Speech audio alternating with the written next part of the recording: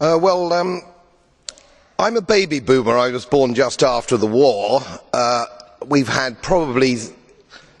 probably had the longest period of peace and prosperity globally, I would say, from that time. I've put a little bit of modest money away so I can hand something down to my family when I pass on, largely because I've never spent more money than I've earned, and I've been prudent, and I've worked moderately hard.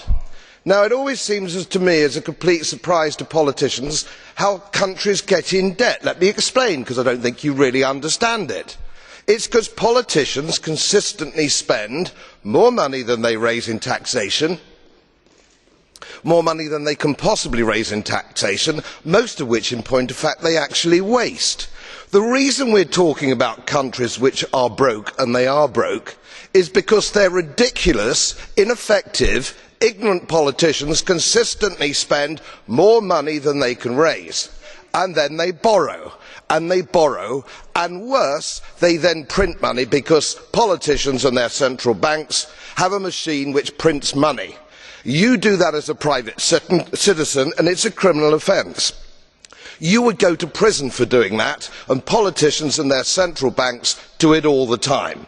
Let me explain to you that these countries are broke, and they are broke because of their own stupid leadership and politicians, and it is immoral to ask ordinary taxpayers of any country to pick up the tab for failed politicians and failed banks.